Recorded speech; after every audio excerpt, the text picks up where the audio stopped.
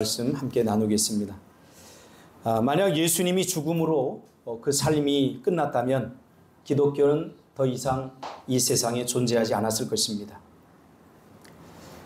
예수님이 사망 권세 이기시고 부활하심으로 예수님께서 하셨던 모든 말들이 이젠 사실이 되었고, 그가 했던 모든 행동들이 이제는 증명이 되어진 것입니다. 그래서 사도 바울은 복음의 핵심인 부활을 이야기하는 일명 우리가 부활장이라고 불리는 고린도전서 15장 14절에서 그리스도께서 만일 다시 살아나지 못하셨으면 우리가 전파하는 것도 헛것이요 또 너희 믿음도 헛것이라 라고 선언을 하셨습니다. 심지어 제자들도 예수님께서 죽으시고 다시 부활하실 것이라는 예수님의 말을 믿지 않았습니다. 그러기에 예수가 죽음으로 모든 것이 끝났다고 생각을 해서 각자 자기의 삶의 터전으로 돌아갔던 것입니다. 오늘 우리가 회복해야 될 그 믿음은 바로 부활의 믿음입니다. 저는 목회를 하면서 많은 성도들을 만나면서 부활신앙의 연약함을 많이 발견하게 됩니다. 부활신앙은 사실 지금까지 예수님이 이야기한 모든 것이 참되고 진리였다는 것을 보증해주는 그러한 사건입니다. 그래서 구약 39권, 신약 27권, 성경 66권, 이 하나님의 말씀 1.1획도 우리가 빼버릴 말씀이 없고 모두가 소중하지만, 그러나 그럼에도 불구하고 성경을 다 없애고 한 문장만 남겨야 된다, 이 문장으로 복음을 전해야 된다라고 말하면 저는 요한복음 3장 16절이 남을 것이라고 생각합니다. 하나님이 세상을 이처럼 사랑하사 독생자를 주셨으니 이는 누구든지 저를 믿는 자마다 멸망하지 않고 영생을 얻게 하려 하시니라. 복음의 핵심은 바로 사랑입니다. 신앙생활의 핵심도 사랑입니다. 결국 부활은 사랑이 이긴다는 것을 증명해 준 그런 사건입니다. 요한복음 3장 16절에도 말씀하셨듯이 왜 예수님께서 이 땅에 오셨습니까? 우리를 구원하시기 위해서 이 땅에 오셨습니다. 왜 우리를 구원하시기 위해서 이 땅에 오셨습니까? 사랑하기 때문입니다. 사랑이 없이는 이해가 안 돼요. 사랑이 없이는 설명할 수 없습니다. 결국 이 복음의 핵심은, 부활은 결국 사랑이 이긴다는 것을 증명해 준 사건입니다. 이것을 믿는 사람만 우리가 사랑으로 살게 되어 있습니다. 그래서 사랑해야 하고, 그래도 사랑해야 합니다. 사랑이 모든 것이고 사랑이 전부라고 주님이 말씀하셨고, 이 복음을 경험한 사도 바울도 사랑이 없으면 아무것도 아니다 라고 선언했습니다. 복음은 사랑입니다.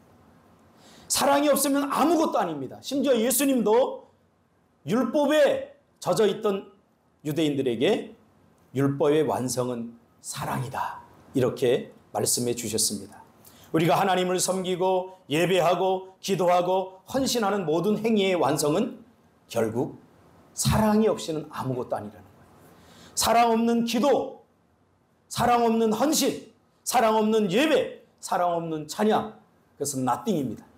아무것도 없어요. 그냥 자기 만족일 뿐이에요. 종교적 행위일 뿐이에요.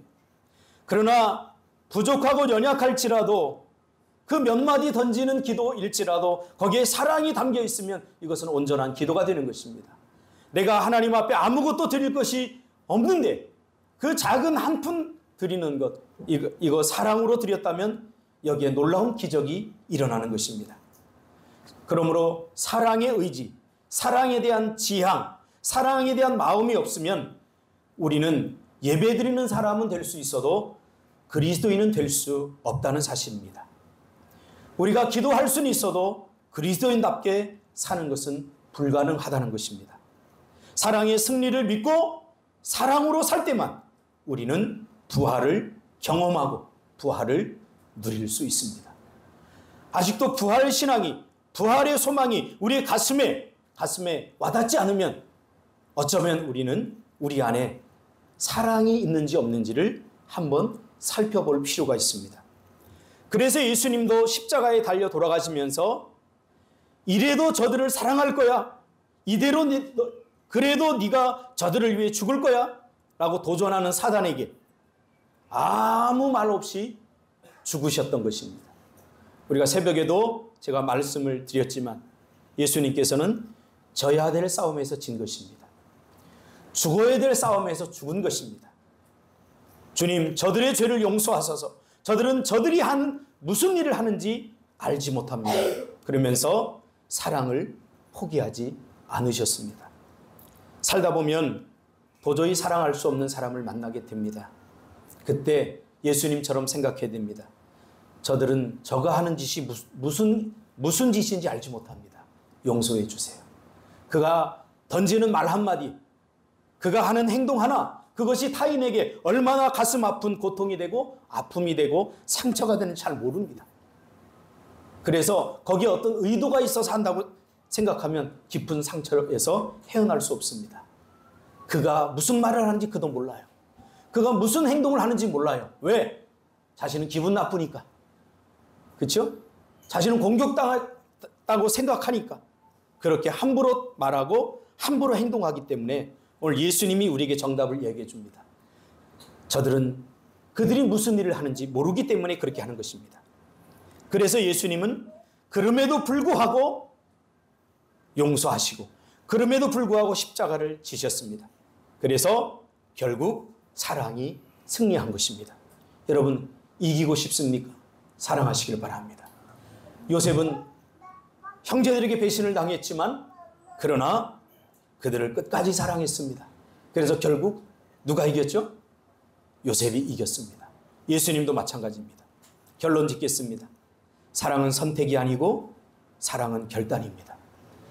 예수님도 우리를 사랑할 때 사랑받을 만한 짓을 해서 사랑받을 만한 행동을 해서 우리를 사랑하시기로 작정하신 것 아닙니다. 그분은 우리를 사랑하시기로 결단했습니다. 사랑하시기로 작정했습니다. 예수님이 우리에게 보여준 사랑은 선택이 아닙니다. 우리는 선택하잖아요. 아, 저 사람 이쁘다. 저 사람 인격도 좋다. 저 사람하고 사랑하면 참 좋겠다. 이렇게 모든 것을 다 따지고 그를 선택하잖아요. 이것은 진정한 사랑이 아니라고 말하는 거죠. 왜? 사랑은 조건이 없어져도 사랑하는 거예요. 조건이 없어지니까 사랑 안 하게 되잖아요. 그러니까 사랑한다고 착각했던 것이 진정한 사랑은 아닌 거예요. 제 이야기가 아니라 주님이 저에게 들려주신 말씀이에요.